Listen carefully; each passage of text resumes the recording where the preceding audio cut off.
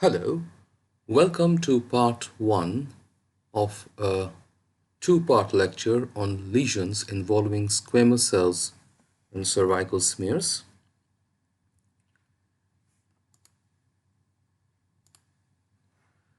To begin, we just take a look at one of the slides that was shown in an earlier lecture on the Bethesda system outline.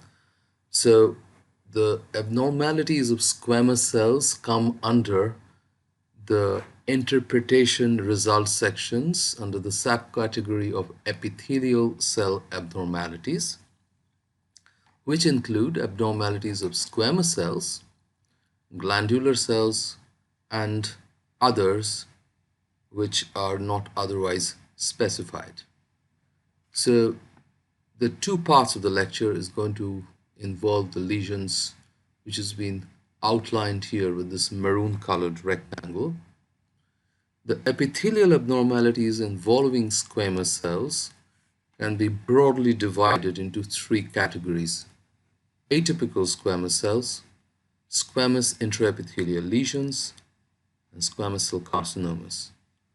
Under atypical squamous cells, we have atypical squamous cells of undetermined significance, or ASCUS, atypical squamous cells where high-grade squamous intraepithelial lesions cannot be excluded, called ASC-H. The next group, which is squamous intraepithelial lesions, comprise of low-grade squamous intraepithelial lesions, or LSIL, which encompasses an other system, HPV, mild dysplasia, and CIN1, cervical intraepithelial neoplasia 1. The high-grade squamous intraepithelial lesions, or LHSIL, encompasses moderate and severe dysplasia, carcinoma in situ, CIN2 and CIN3, with features suspicious of invasion. For these two parts lecture, I shall not be using the terms which include CIN or dysplasia any further. The defining features in all these lesions are abnormalities which involve the nuclei. And when we look at this from a diagnostic approach point of view, we can divide them into two major categories: nuclear abnormalities, which seem to affect cells which would otherwise resemble, from the appearance of the shape and the nucleocytoplasmic ratio and the cytoplasm, resemble superficial or intermediate squamous cells, and nuclear changes in cells which otherwise would resemble metaplastic or parabasal cells. There could be a bit of an overlap, but this is quite a nice kind of a division to follow as an algorithmic approach, if you might consider it as an algorithm. Now, if the nuclear changes involve these cells, the two major diagnoses are ASCUS and LSIL. However, if the changes affect metaplastic and parabasal cells, they are going to be ASC-H or HSIL. Now, with a few very minor exceptions, I find this particular way of looking at smears extremely useful, and I would like you to follow this too. Now, these lesions, because they look the same, has been included in the lecture 1, whereas the other group of lesions will be included in lecture 2. However, in the part 2 of this lecture, I shall also be discussing squamous cell carcinomas, which are something a little bit different. Right, so let's begin with part 1, which involves ASCUS and LSIL. The defining feature of ASCUS are cells with changes which suggest LSIL but fall short of a definitive diagnosis. The kind of criteria to give it an element of objectivity which cytologists use and as recommended by the Bethesda system are as follows. The nuclei of cells are around 2.5 to 3 times the size of the nuclei of intermediate squamous cells, which implies that there is a slight increase in the nucleocytoplasmic ratio, if you like to look at it in that way. There is, of course, a minimal hyperchromasia, minimal irregularity of chromatin distribution, which actually implies if the hyperchromasia is a little bit more than minimal, which we are going to demonstrate with the means of some slides, going to make things much easier, or the irregularity of chromatin is a little bit higher, it would of course be called an LSIL and not an ASCUS. Apart from this, and there's a little gap over here because conceptually these three are a little bit different from a morphological point of view. If you find changes in cells which suggest coliocytosis, but you are otherwise not confident to call it coliocytosis, you're going to call it ASCUS. The next one in the group is something which I find a little bit difficult because technically speaking, parakeratosis would mean keratinization of cells which should not be keratinized, which otherwise would mean things like parabasal cells and metaplastics. And if you have abnormalities of those cells, if you really have to stretch it that far, I'd rather call it ASCH. But yes, there are situations where you might feel a little bit more comfortable calling it ASCUS and not putting it in the ASCH category. We'll take a look at that a little bit later. And of course, there is something which we don't see that often in our practice, something called atypical repair, but I got a few slides to try and show you what that means. So let's begin with ASCUS. Now I'm going to show you 3 slides of ASCUS. In the first one might have a little bit of a doubt whether this falls into ASCUS or whether this can pass off as some changes related to inflammation, where I can just call it NILM. Right, well, these have some changes. The nuclear size, as you see over here, is a little bit enlarged, maybe around more than 2.5 times compared to, say, the nuclei of, say, this cell, or say, for example, this cell, which would be otherwise an intermediate cell. There is a little bit of a hyperchromasia. One might have to just stretch it a little bit of a hyperchromasia, mild irregularity. Some people might like to call this an ASCUS. Some people might just like to leave it as negative for intraepithelial lesion or malignancy due to some changes related to inflammation or other reactive abnormalities. Now the next slide is something which I think most people would like to use the word ASCUS. There is an enlargement of the nucleus. There is some kind of changes in the chromatin, a little bit of an irregularity. Some of the cells show some degree of irregularities of the nuclear membrane. So this is something which I think many would like or feel more comfortable calling it ASCUS. And there might be a bit of an overlap, but there is a hint of a binucleated cell. There could be an overlap. So these cells over here, somebody would like to call it ASCUS. Fair enough. Let's go to the next slide. The next slide is something which is on the other way. And that is, one might look at this nucleus here and feel that it is a little bit too hyperchromatic for an ASCUS. Maybe I'd like to call this as an LSIL. There is a bit of a nuclear irregularity, and why not? There seems to be a hint of a coliocyte over here. However, the background shows a lot of inflammatory cells which shouldn't matter, but there seems to be some kind of a diathesis in the background, usually seen with some kind of a dirty background with inflammatory smears. Cells seem to be just eaten up over here. So maybe we would like to step down and instead of call it LSIL, we call it ASCUS. These are situations, things are subjective. There can be a number of situations where people with a lot of experience might disagree. There are a lot of disagreement, but these are kind of 3 slides which I'd like to use to just convey the feeling of what a cell is like when you call something as an ASCUS, right? So now the next group, as I said, within ASCUS are situations where you see cells which have a hint of coliocytosis. Some people might even consider this cell, well, this is a coliocyte. Some people might disagree and say that, okay, well, I think that it's not that sharp. These cells look a little bit pale. Nucleus definitely enlarged. Chromatin, not that bad, right? So a little bit of a hint of irregularities of chromatin, suggestive of coliocytosis. I'm not very sure. Let's keep it at ASCUS. Some people might say, oh, it's good enough. I like to call it ASCUS. There's another one. Well, this one looks like a coliocyte. Again, some kind of changes in the cell, the binucleated cell, right? Would you like to call it a coliocyte based on this? Well, you might. Some people might. 50% of people might say, well, this is good. This is a good coliocyte for me. But some people might say, no. I want to be a little bit more convinced. You hunt around the smear. Don't see anything more suggestive of cholecytosis. I like to just keep it as ASCUS, and maybe we'll see later what happens, right? So these are two of the smears which I could find from our practice, which I thought that, okay, let's see if we could, where we said that ASCUS suggestive of cholecytosis, but I'm sure there are people who are watching this and might think, no, well, this is cholecyte for me. Fair enough. Now, this is something which I find very difficult. ASCUS with parakeratosis is one of the things which has been recommended by Bethesda. Okay, I could not find a better example. This one is a cell which is actually between a parabasal and an intermediate cell. It's not exactly keratinized, but the picture, well, there is some kind of a color correction problem. Anyway, so this is the closest I could get. A cell which shows abnormal keratinization in between the morphology of, say, parabasal and intermediate, just as a conceptual point of view. ASCUS with parakeratosis, but I admit this is not the best example of that. Right.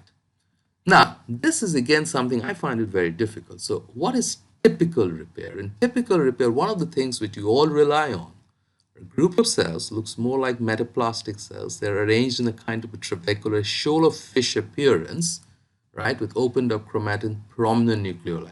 Now, this has a hint of that arrangement, like a shoal of fish arrangement, metaplastic cells, or in between metaplastic and intermediate.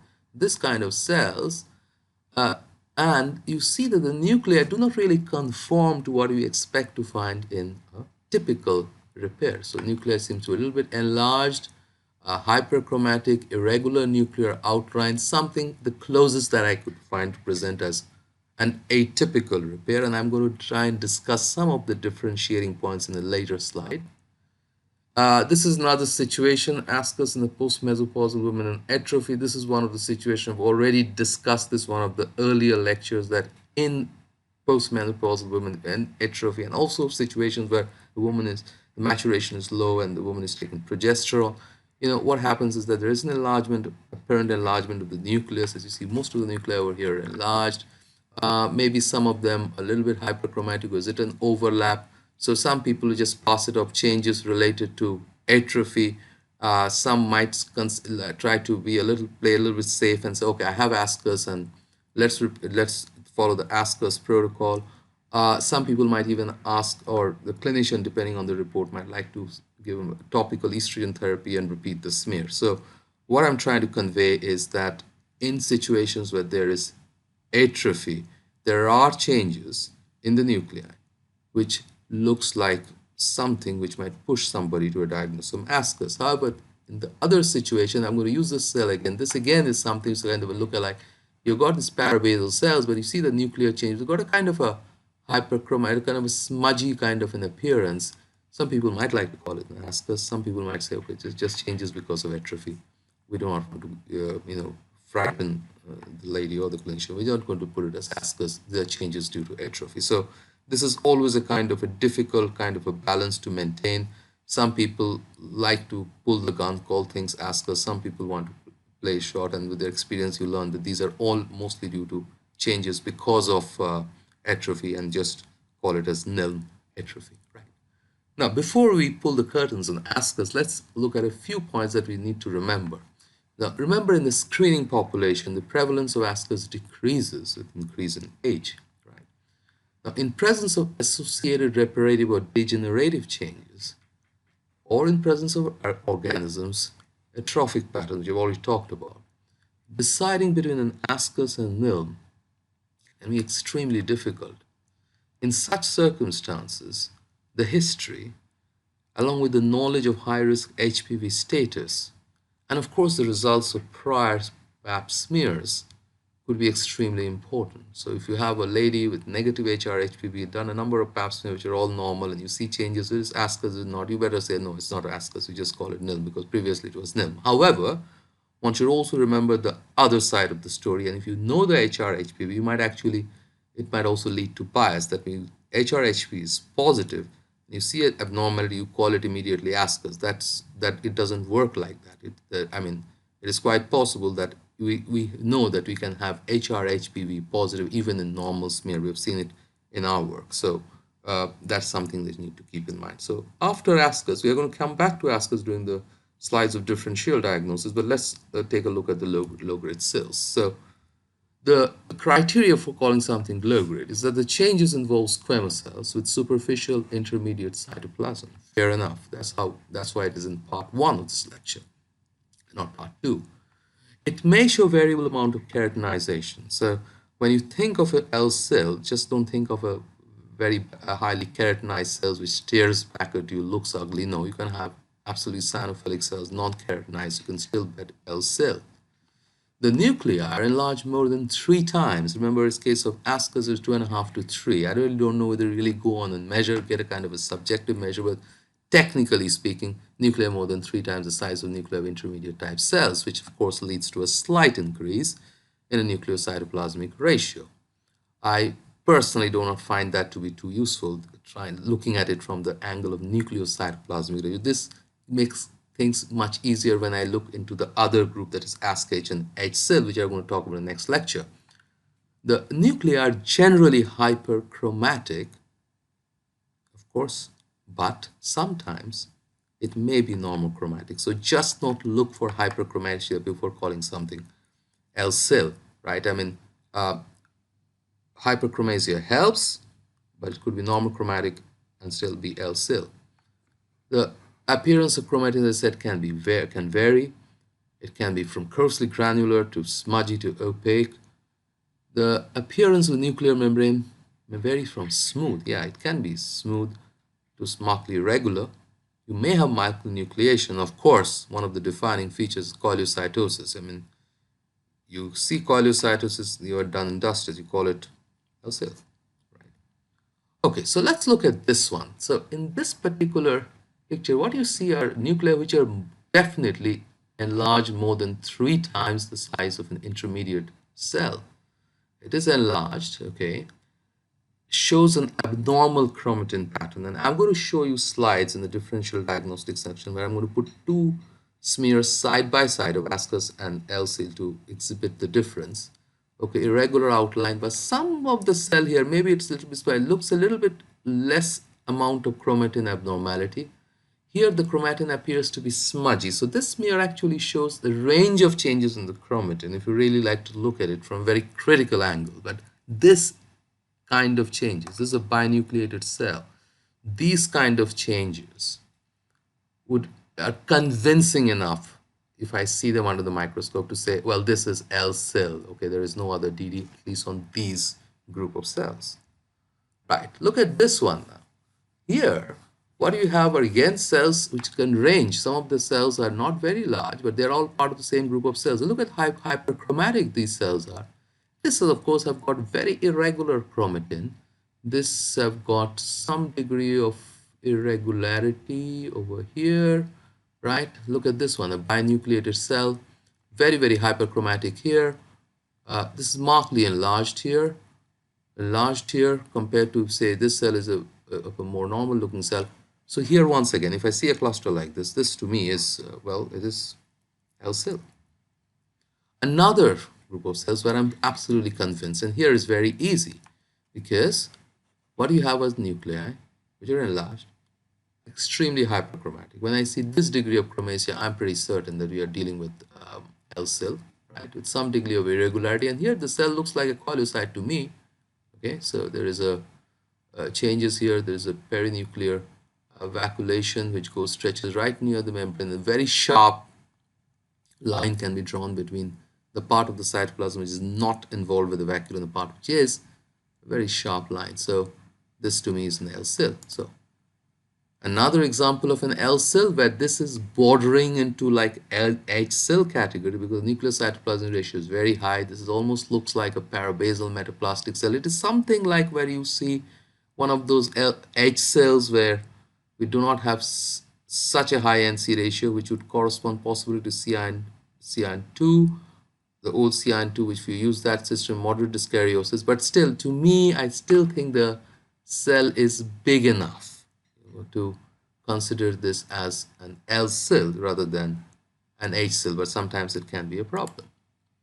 Another example of an LSIL, okay, just to clear out the concepts, a cell with a very large nucleus, extremely hyperchromatic, irregularity of outline. This, of course, is a coilocyte. See this vacuole over here, very sharp edges. So that is one of the things which I find very useful apart from nuclear change. I think that sometimes I've seen collocyte without the classic nuclear changes which has been described as a requirement. I don't think so. Sometimes this vacuole is so very convincing, so clear, just see the difference in the color of the cytoplasm. Just see the edge as if somebody has taken a pencil and drawn a line, sharp line. So this is LSIL. Right. So this is another example. LSIL, this nobody should have any problem in calling them as a collocyte. Okay, so you have got this fantastic looking perinuclear, vacuolations going right up to the edge, very sharp. It's like a painter who's just drawn a line over here. Okay, and look at the difference. It's clear cytoplasm. Look at the nucleus. Nobody needs any further convincing than this particular cell process. A binucleated cell. Look at the nucleus. Look at the vacuoles. It's almost touching the cytoplasmic border. So these are collocytes. So that's no problem. These again are collocytes. This is a collocyte. However, the nucleus is not that large. I'll call it a collocyte, right? This is a binucleated cell, right? This is a cell is slightly smaller. Look at this. The nucleus is large. Here, of course, the vacuole doesn't stretch right up to the edge. Okay, it's much deeper within, but again, very, very sharp. I cannot explain this just like a reactive change. I'm going to call it a collocyte for sure. Once again, LSIL with collocyte is more convincing. Cells look a little bit degenerate. Sometimes the cells, collocyte may show some degree of like a degenerative change, but still it's a collocyte. This cell is a collocyte. Okay, so you have this very sharp edges between the vacuoles and cytoplasmic outside the vacuole, right? Look at the nucleus, doesn't need any further convincing. Large, irregular chromatin, right? So these are collocytes. This is a binucleated collocyte. So these are collocytes. If you're done with collocytes, I think it's time to discuss the differential diagnosis of ASCUS and LSIL. The first DD of ASCUS is LSIL, and the first DD of LSIL is ASCUS. So we are going to go and see what's the difference. But apart from that, there are situations where other conditions come into the DD, and there are a pretty good list. There are reactive changes. These are the most difficult, associated with atrophy, we've talked about. We're going to discuss once again organisms, repair. Herpes virus associated cytopathy, especially in situations where you do not see herpes virus that often, is a big pitfall in calling something LSIL. Radiation changes, so it's extremely important. We've discussed this one of the earlier lectures in NILM. I think it was NILM part 1, that radiation changes can look like LSIL or ASCUS. And of course, very rarely, residual cells and, related to pregnancy, of course, can look like changes related to ASCUS. So let's look at this one. I told you that this is a case where this is the first of the ASCUS slides which I showed you. And I said that some people might have a problem in calling this ASCUS. They may just put it off as changes related to reactive changes. But I think there are things here where, this cell over here, the enlargement, a bit of a chromatin abnormality, the irregularity. So it's more convincing for me to call this as, I think, ASCUS than anything else. I think there was another earlier slide. So this is a pretty rather convincing case for me as an ASCUS. Here, of course, you can see the difference in the chromatin between this cell and this cell, right? And I think it's pretty apparent from this comparison that what I would like to call ASCUS in my book and what I would call an LSIL. So the difference, I guess, in this comparison is rather obvious. Another difference, and this is tricky. This is one slide which I've shown you before. Something where here the cellular abnormalities over here are pretty good enough to call something LSIL. But because of the changes in the background, because the cells breaking up, some people might like just to hold back a little bit and call this as ASCUS, whereas this one, because of the chromasia and other changes, some people might like to call it, or would feel much more comfortable calling it an LSIL. But as I said, this is a kind of a situation where it's difficult. Some people might call this one also as an LSIL instead of an ASCUS. Okay, so the basic concept over here is the changes. Nuclear, sometimes convincing to call either way, sometimes not that convincing. So with time, with practice, you are going to fine-tune your eyes to call something ASCUS, and you can really sometimes it's really not possible to prove that whether you're right or wrong. Okay, it's very subjective, and experts with many decades of experience differ in their opinions. So that's where it stands right now. Now, inflammation-related squamous cell changes, again, something which I had shown in one of the earlier lectures, could show enlargement of the nucleus, more of a diffuse kind of an enlargement, but doesn't really have the kind of a chromatin abnormality, but even these, some people might like to call it an ascus, right? But I think these are changes mostly related to inflammation. If you call it ascus, fair enough in my book, fine. Here, of course, a little bit less, and you have some kind of vacuole, but these are not the vacuoles of coilocytis. See how faint the edges are, right? Cells are a little bit breaking up, and so these are inflammation-related squamous cell changes. And just to give you an example, this is an inflammation-related change. This is something which I would call ascus because of the irregularity, a slightly more irregular chromatin. This, of course, as I've shown you, is an LSIL. I hope this helps as a comparison slide. Now, due to organisms like Candida, you can have a significant amount of changes in the epithelial cells. I always put my threshold very high. I mean, if you have a cell like this without Candida or like this, I might call it ascus. But when you have it in a smear with a lot of Candida, and you have got this kind of pseudocoilocytes, you have got vacuoles which are very sharp but very rounded vacuoles just around the nucleus, doesn't have the kind of an irregular outline of coilocytes. I would call these changes related to Candida. I would not call it ascus or LSIL.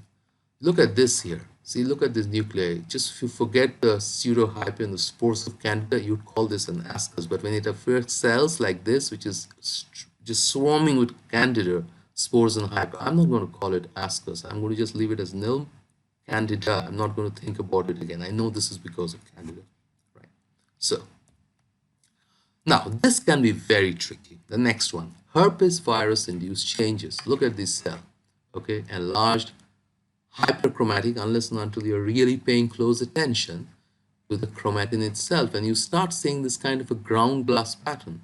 And this cell over here also is because of the same changes. So if you see some cells showing features of herpes, the other cells which look to you like as are also because of herpes. They're not ascus. Okay, so don't overcall. These are herpes virus induced changes. When they affect the superficial cell, they look like LSIL or ascus. When the same, and you're going to look at it again in the DD of the next lecture, when they affect the parabasal metaplastic kind of smaller cells, they look like H cells. So be very careful. These are typical repair changes, like the so-called trabecular shoal of fish appearance, opened up chromatin, slight prominence of nucleoli. Sometimes nuclei can be more prominent. They have these cells, right? And I showed you that how they are different from the atypical changes. Look at the chromatin here and the chromatin here. Okay, so this is something which I would call as atypical repair versus typical repair. Just look at the difference in the chromatin. I hope that where you're watching, you have got a good resolution.